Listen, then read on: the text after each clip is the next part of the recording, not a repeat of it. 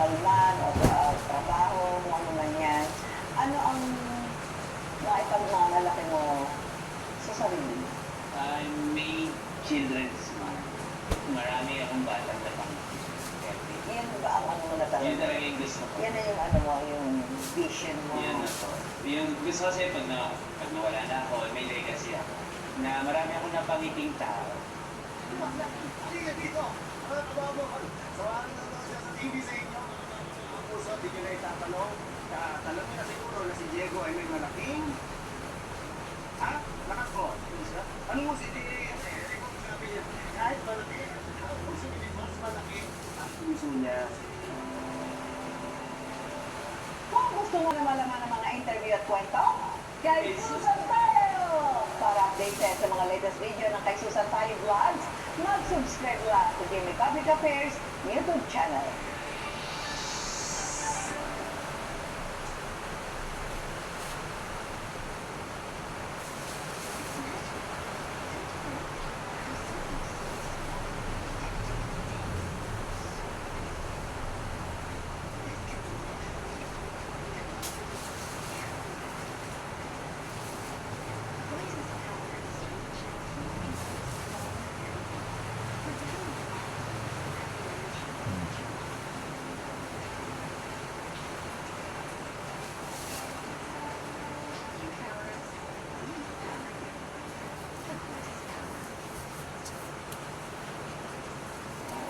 Narito po tayo ngayon sa set ng Singapore sa Quezon City at ating muling bibisitahin si Director Martin at si Miss Julia Lopez. So, samahan niyo ako ha. Pero bago yan, subscribe mo na kayo sa aking channel at sa Christine Babos channel. Let's go!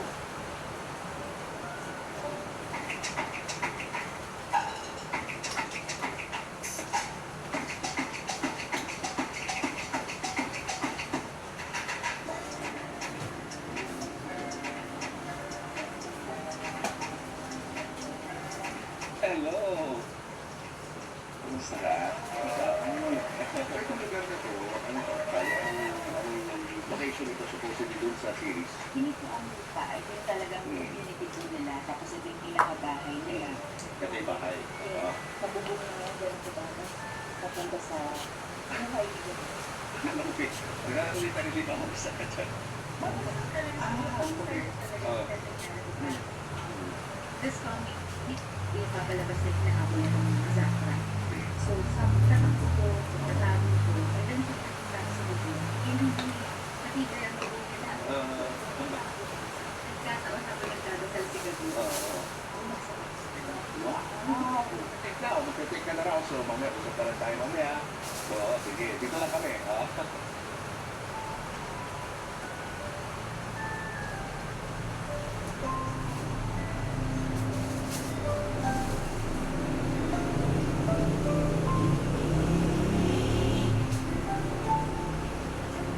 Isinama ko sa pagbisita kay Greg Coco ang asawa ng kanyang namayapang kaibigan aktor na si Christopher King. Noong January ng taong ito, nakilala ko si Joan Alegre na nag-aalata sa 5 anak nila ni Christopher. Ang 2 anak nilang lalaki ay may Hunter's disease, isang degenerative at progressive genetic disease. Si Coco Martin, gaano kahalaga siya sa buhay niya? Ay, sobra. Parang ang cute na sa akin. Kasi nung matay yung kasama ko siya, tumulong din, nagpalibig. Siya yung gumastos. Siya mo. Siya sa pagpalibig. Alam mo, kasi nung namatay siya, tinanong yung pera ko, paano ko ito ipapalibig? Saan ko siya ibubuhol? Ang gusto ng kamag-anak sa Medicine. Sabi ko, pag ano doon, hindi nakakapunta sa family, pasaldado na siya, gusto ng director.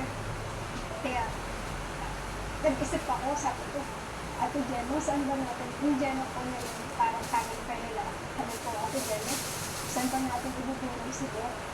Sabi niya, may nahanap ako kasi may nagkamahalan. Sabi ko, wala ang pera. Sabi niya, tiwala lang, magarating mo. Ayun na ba sana ako nagpunta sa akin, mas nakalaki yung mga ito ko. Tapos, may pumunta doon, may dalang flower. Sabi niya, ilagay ko ito ka-native. Tapos pag may pumunta ako, umaga yun. Sabi ko, nag-sign lang ako. Tapos bigla na ako pinapay sa bintay. Hindi ko mag-alala, mamaya darating sa school. Siyempre, hindi ko rin inaasahan. Tapos biglang yung gabi na, mga nahiwa kayo bubat ng gano'n, kasi, ayun, ano na ako na, so, natuwa ako, sobrang talagang tuwa, na, eto talaga yung blessing talaga na, wala, kumbaga, sinagot niya lahat ng problema. Naglandagi po, next ako kasi sana po nasa mabuti ka ng kalagayan. Gusto ko po para kayo makita ba na araw. Pwede lang po sana ako makain ng chicken kung higa po. Maraming po. Okay guys, kasama na natin dito si Joanne at ang kanyang pamilya. And any minute from now ay lalabas na si Direk Coco Martin at si Miss Julia Montes para kausapin sila. Ano ang pakiramdam niyo, Joanne, na finally ay makikita ko na muli si Direk Coco Martin? Kinakabahan. Kakabahan ka? Kasi, after 7 years ngayon na lang ulit namin sa makikita. Oo. After 7 years. O kasi pumunta sa puro niya pa yun, 2019. 7 years na sila namamatay, kaya 7 years na siya namin pinakikita. Nag-story siya! Even wala ka pang ganito karami mga anak, kilala mo na si Direk. Isa pa lang, basic pa lang kasi yung pumunta sila sa France noon, Paano mo nakilala si Direk? dahil sa kay Christopher, yung sa asawa. Ay, asawa mo. Kasi kasama nga niya nun sa tempo. Oo. Sa mga Ayan na, sila. Ayan. Of course, kilala mo na siya. Oo. Ayan, si JC. Ang iyong number 1 fan. Ayan. O, ano gusto niyo sabihin kay Direk? kay direct ako. Umalis pa namin. Nakikita natin yung ano, di ba? Oo, matagal na rin yun, no? Maliit pa yung mga bata. O, pakilala mo sino yung anak mo. Dito pa namin. Si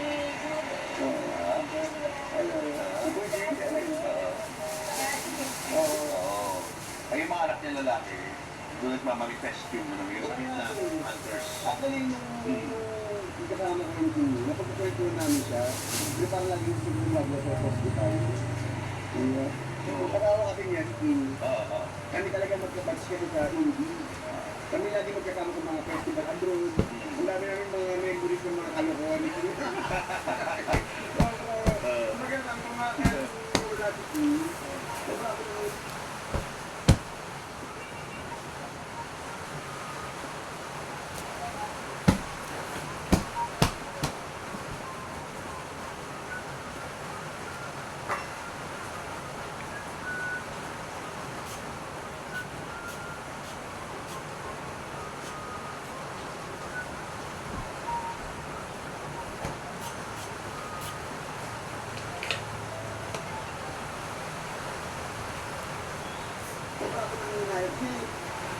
Nagsisimula na ako sa hindi ko na kanya provinsyano natin eh.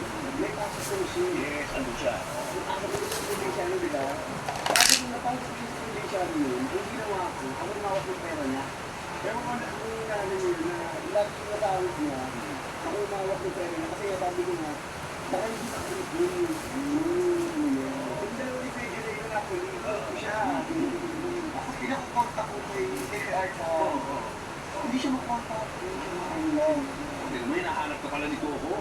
Hinahanap natin siya, ikaw pala hinahanap niya. May naman talaga sa akin si Senator Art. Kasi wala akong cellphone ng parang tinanggap ko na hanggang dito na lang kami. Sikat na lang.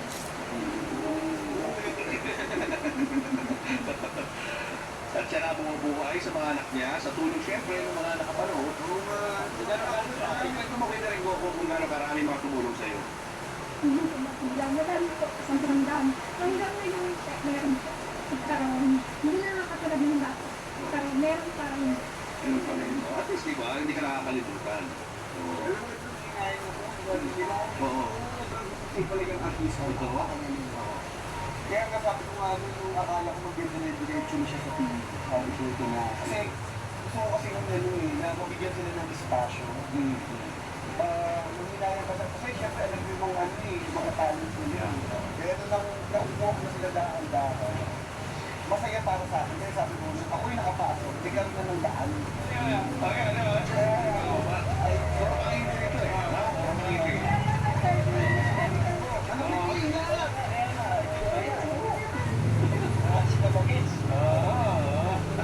Pwede na rin. Pinakwento ko, dahil sa wife ni King, nagprobinsyan tayo. Di ba kumawag ng pera nyo? Oo. Taon na. Kotse ko, siya niya siniguro niya na makakabitaw ng kotse. Ito daw yun. Ang mga part-pay na nakaayos niya. Ito eh, may kaso nga, si King, wala na sa atin eh. Ito, kabigit nun eh. Ikaw ang partner in crime, Tayo si yung King. partner in crime. Alam niyo yung dati. Mapakabay ka. Kasi kaibigan namin sa Vision na Puyo na yun. Kakasama napakarami na yung mga pinisamahan. Pangalawa, talagang napaka-wisol natin. Kahit ako mismo bilang katrabaho niya, sinawang pag-aaral. Nangihinayang ako kasi sabi ko nga sa talento na meron si King, sabi ko sayang yung araw na nawala. Lalo ka sana ngayon nandito ako nakapasok na ako. Sana mas mabibigyan ko siya ng maraming oportunidad ng trabaho. Pero, hanggang mali na nga, nandito kami, mga kaibigan niya, na kahit pa paano na kung pwedeng sumuporta o malalim sa inyo. Sa kasalaman sabi ko, napaka-usay at napaka-bait ng tao. Kaya kung naman yung mga natutunan nyo, mga pinag-aaral nyo, huwag kayo sumuko. Alam nyo, ang buhay, lalo naman pag-asa. Lahat naman tayo kami, nagdali kami sa hirap eh. Kaya patuloy lang laban lang. Basta kami, nandito kami tao sa mundo. Ano masasabi mo? Wala ka naman masabi. Masaya. Basta masaya ka, narinig ako si Coco ah. Finally, pinapangarap niya. Eh di nabalitaan ko nung nangyari kay King. Patay kami ni Direk Dado ni Coco sa Bunot eh. Nakita ko siya. Tapos nung nakita ko siya, tuwa siya nung nakita niya ako. Di siyempre, kumbaga, naun kami, di ba parang alam mo nung nakita ko si King, sa mata ko to nakita ko, nakangiti siya sa akin. Wow! Parang ganito ako, parang, dumating ka. Hindi ba? Kasi sabi ko nga, ang dami namin kalokohan na napagsamahan ni King eh. May isang kwento lang ako, alam mo, lumabad kami sa Dubai. Kaya namin nung napiling na tira doon. Direktante ako siya, ako kami, di ba? Hindi kami nakapasok sa ano, sa festival. Si Direktante lang natin yung festival kasi kami dalawa ni King, wala kami dalang suit. Kailangan pala nakasuit o naka... Yun no, ikaw Eh, o, suot lang ayun, namin, kita talagang ikaw. parang, Alis dyan. casual. Hindi kami makapasok doon sa event. Ang ginawa namin ni King, ikot lang kami ng ikot sa hotel, kahit kami ng kain, Saway ka cleaning, ng chick. ganyan. Tapos si King, maya't maya, alam mo yung mga shop mo, lotion, ang ginawa ni King, pagpasok ko na kwarto niya, naitigis ako yung kwarto eh. Tapos sabi niya, pero pinakita niya sa akin na kalahati ng maleta niya, puno-puno ng mga shampoo, ng mga lotion, lahat ng mga ano. Ang ko, King, uy, baka pati yung mga tao dyan, ang mga bathroom, kunin mo ha. Tapos ka ng gano'n, tapos ka ng gano'n. Sabi na, ba't na ako kunin yun? Sabi na gano'n. Eh, after that meeting ko, di okay lang naman yun, libre naman yung mga shampoo. Bathroom, baka ano eh. Hindi na medyo delikado dahil hindi naman nagiging. Nung pauwi na kami, kaya nung pagtapos na yung event, papunta na kami ng airport, sabi ko gano'n, hindi naman pala chichikin mo. Hindi kami ng hotel, hindi naman pala chichikin yung maleta. Sabi ko, buti na lang hindi mo kinuha yung ano, yung bathroom, sa mga tao, sabi na gano'n, ako, kinuha ko. Mochi! Ay, pasaway. Pasaway din talaga, ano? Nando pa ba yung towel na yun? Nasa bahay yun. Sabi mo, kung isang maleta po, gano'n mga shampoo, pwede mo yan. Hindi, yun nga, sabi niya, panimigay ko ito, pagpapasalubog ko ng mga kapitbahay ko. Ayun, mabait naman talaga pala, ano? Bago tayo magtapos, ano gusto ko sabihin? Ay, direct ako, Martin. Baka pwedeng may natagalan. Ano favor yan? Baka pwedeng yung naman ng anak ko. Hindi naman naman. Yung dating kasama, asawa ng dating kasama ni Direk. Sino ka mukha Ni niya? Coco Mark. Yung namatay na. Sinama ni... Ay, si Mochi. Bad. Ah, natumba na. Hindi, kaibigan ko sa Coco yun eh. Yung namatay. Tutulungan ni Coco yun.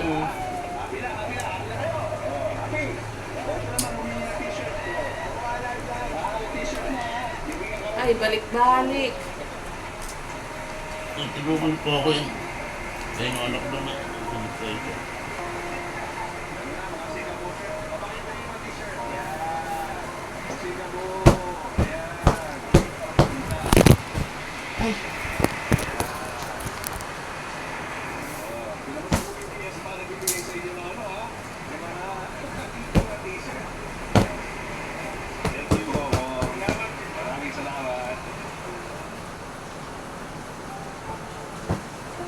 Tulungan ni Coco yun. Yung team na yun, yung dati kasama nila sa yung kasama din sa nakaraan ng progress niya. Oo nga. Batang kaya po. Bata pa yun biglang namatay na. Tutulungan niya yun. Nililipat ng bahay ni Dodis yun. Hindi ng bahay na pinukuhaan kasi. Ito na siya. Yung, di ba may part 1 akong pinost? Ito na yung ginawa ko, part 2. Ang laki niya. Tapos ang lambot. Lambot-lambot niya ulit. Hindi na siya matigas. Tapos ang laki niya. Ang laki. Sarap yakapin.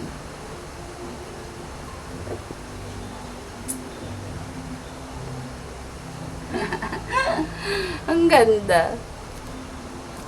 Bye! Thank you for watching, guys.